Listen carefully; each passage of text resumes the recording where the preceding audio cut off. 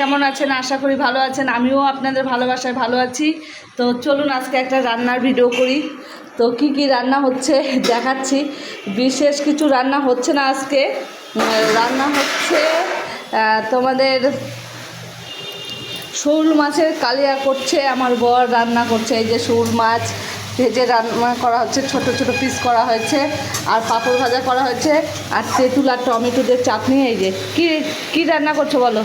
শোল মাছের কালিয়া, পাঁপড় ভাজা, ভাত, টক আর আর কিচ্ছু না।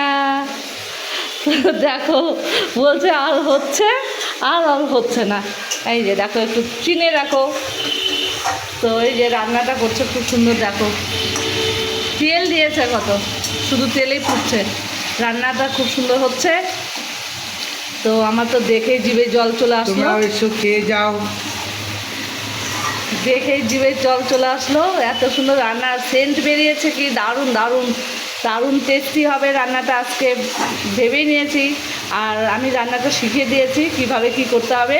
টমেটোটা বেটে নিয়েছি, রসুন, আদা, জিরে, শুকনো লঙ্কা বেটে নিয়েছি, আর পেঁয়াজ কুচি করে কেটে নিয়েছি। কুচি করে কাটার পরে ওটা তেল দিয়ে আগে শুকনো লঙ্কা, কড়াইটা গরম হওয়ার পরে তেল দেওয়া হয়েছে। তেল দেওয়ার পরে শুকনো লঙ্কা আর জিরা ফোড়ন দেওয়া হয়েছে। জিরা ফোড়ন দেওয়ার পরে তোমার পেঁয়াজটা দেওয়া হয়েছে। পেঁয়াজটা গোল্ডেন কালার হয়ে গেছে ভাজা ভাজা, তখন ওই টমেটো বাটা আর শুকনো লঙ্কা, জিরে, আদা, রসুন বাটাটা দিয়ে দেওয়া হয়েছে। দেওয়ার পরে এই যে আলুটা ভেজে তুলে নেওয়া হয়েছে আগে, তারপর করা হচ্ছে রান্না। হ্যাঁ রান্না। এই যে কাকিমা আবার ওদিক থেকে দেখো, আজকে আবার কাকুর বাৎসরিক হলো, কাকিমা ওখানে বাৎসরিক করছে, করা হয়ে গেছে। কাকুর ছবিটা দেখাও কাকিমা, কাকুর ছবিটা দেখাও। এই যে কাকুর ছবি, এই যে দেখো, এই যে এই যে কাকুর ছবি। হ্যাঁ এই যে বিকালে কাকিমার বাড়িতে কীর্তন হবে। দেখো কত সুন্দর ছিল কাকু, দেখতে খুব সুন্দর ছিল। হ্যাঁ হ্যাঁ দেখেছি তো, কাকু খুব সুন্দর দেখতে।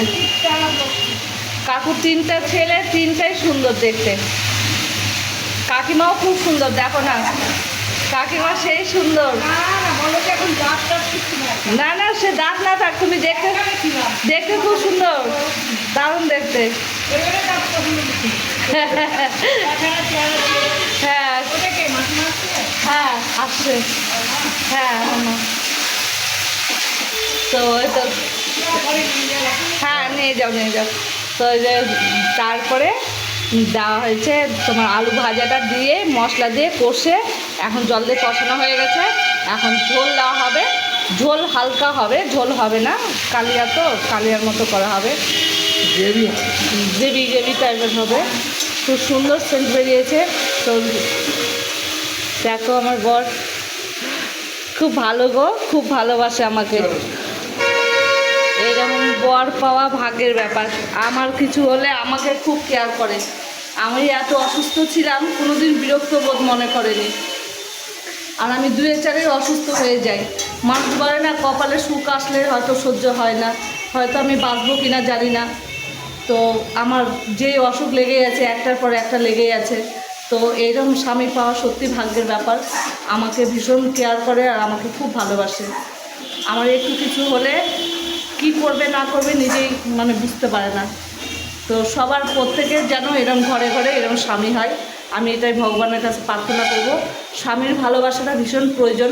তোমার বাড়িতে খাবার থাক আর না থাক, স্বামী যদি ভালোবাসে না, তাহলে লবণ ভাত খেয়েও থাকা যায়। আর যদি স্বামী ভালো না হয়, তাহলে তুমি যতই মাছ মাংস খাও, সেই সংসারে সুখ আসে না।